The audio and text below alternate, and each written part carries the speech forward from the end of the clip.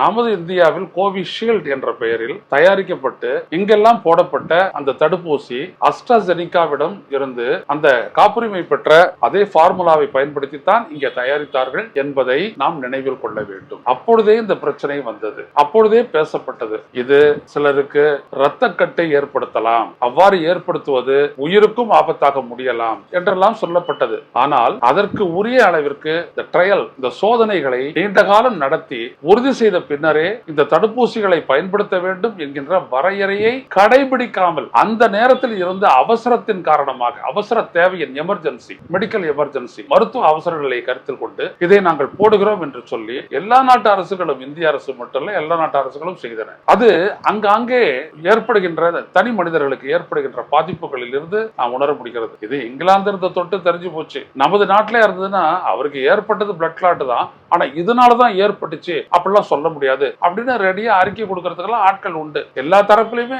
எல்லாமே ஒரு விதத்துல பார்த்தா ஏவிய மாதிரி தான். அப்படிலாம் சொல்லிட முடியாது அப்படின்னு நம்ம கோர்ட் சொல்ற மாதிரி அப்படியெல்லாம் சொல்லிட முடியாது அப்படின்னு டாக்டர்களும் சொல்லுவாங்க.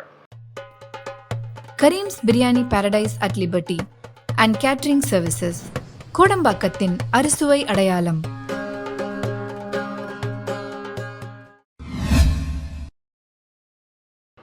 வணக்கம் தொடர்களே. ரோசா செய்திகளின் வாயிலாக இன்று மீண்டும் உங்களை சந்திப்பதில் பெரும் மகிழ்ச்சி அடைகின்றேன். இங்கிலாந்தில் நடந்த வழக்கு ஒன்றில் அஸ்ட்ராஜெனிகா என்று சொல்லக்கூடிய நிறுவனத்தின் கோவிட் எதிர்ப்பு ஊசியை போட்டுக்கொண்ட ஒரு நபர் தனக்கு மூளையில் இரத்தக்கட்டி ஏற்பட்டதற்கு காரணம் இந்த தடுப்பூசியை, அஸ்ட்ராஜெனிகா தயாரித்த இந்த தடுப்பூசியை போட்டுக் கொண்டதனால்தான் என்று சொல்லி தொடர்ந்த வழக்கில் அஸ்ட்ராஜெனிகா நிறுவனம் தங்களுடைய இந்த தடுப்பூசி போட்டுக் கொள்பவர் சிலருக்கு பக்கவிளை, இப்படிப்பட்ட இந்த பிளட் கிளாட் போன்ற இரத்த கட்டுதல் ஏற்படுவது போன்ற பக்க விளைவுகள் ஏற்படுவது தவிர்க்க முடியாதது என்று சொல்லியிருக்கிறது. சிலருக்கு, எல்லோருக்கும் அல்ல, சிலருக்கு என்று சொல்லியிருக்கிறது. ரேர் பிளட் கிளாட் என்று அது ஸ்டேட்மெண்ட் சொல்லியிருக்கிறது. இது ஒரு விதம் அழுத்தமான ஒரு விசாரணைக்கு பிறகு அதை ஒப்புக்கொண்டிருக்கிறது. இதை நாம் சொல்வதற்கு காரணம், நமது இந்தியாவில் கோவிஷீல்டு என்ற பெயரில் தயாரிக்கப்பட்டு இங்கெல்லாம் போடப்பட்ட அந்த தடுப்பூசி அஸ்ட்ராசெனிகாவிடம் இருந்து அந்த காப்புரிமை பெற்ற அதே பார்முலாவை பயன்படுத்தித்தான் இங்கே தயாரித்தார்கள் என்பதை நாம் நினைவில் கொள்ள வேண்டும்.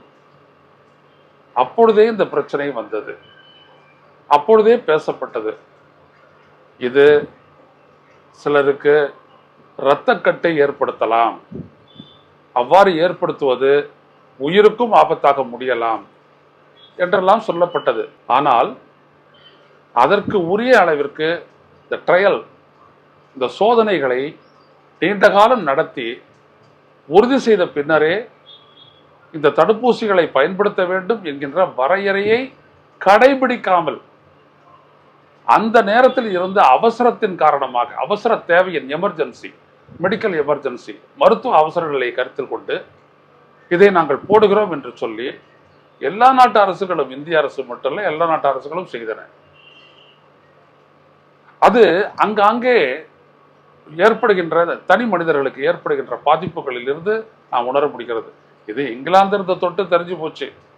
நமது நாட்டிலே இருந்ததுன்னா அவருக்கு ஏற்பட்டது பிளட் கிளாட் தான், ஆனா இதனாலதான் ஏற்பட்டுச்சு அப்படிலாம் சொல்ல முடியாது அப்படின்னு ரெடியா அறிக்கை கொடுக்கறதுக்கெல்லாம் ஆட்கள் உண்டு.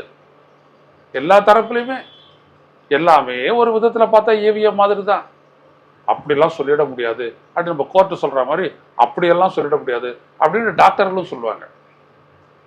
இதெல்லாம் நமது நாட்டில் ரொம்ப சகஜம். எல்லாத்தையுமே பூசி முடிவிட்டு மற்ற நாடுகளெல்லாம் எதெல்லாம் தூக்கி எறிகிறாங்களோ, ஆனால் நம்ம நாட்டில் மட்டும் அதை அட்ஜஸ்ட் பண்ணி பூசி மொழிகி தடவி கொடுத்து ஒத்தடம் கொடுத்து பயன்படுத்துக்க ஒன்றும் ஆயிடாது அப்படின்னு சொல்றவங்க தான்.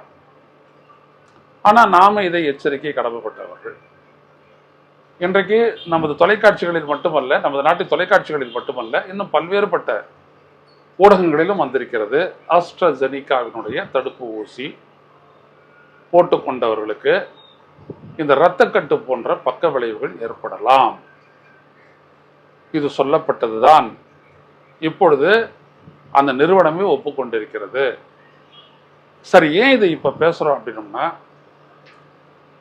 இது இவ்வாறு ஏற்படுவதற்கான அறிகுறி ஏதாவது இருக்கிறதா என்று போட்டுக்கொண்டவர்கள் போய் மருத்துவமனையில் தங்களுக்கு தெரிந்த நல்ல மருத்துவர்களை கண்டு சோதித்துக் கொள்ளலாம். ஒண்ணு. ரெண்டாவது விஷயம், இதற்கு பிறகாவது இந்திய ஒன்றிய அரசு தடுப்பூசிகள் தொடர்பாக, மக்களுக்கு செலுத்தக்கூடிய தடுப்பூசிகள் தொடர்பாக நீண்ட நெடிய சோதனைகளை செய்ய வேண்டும்.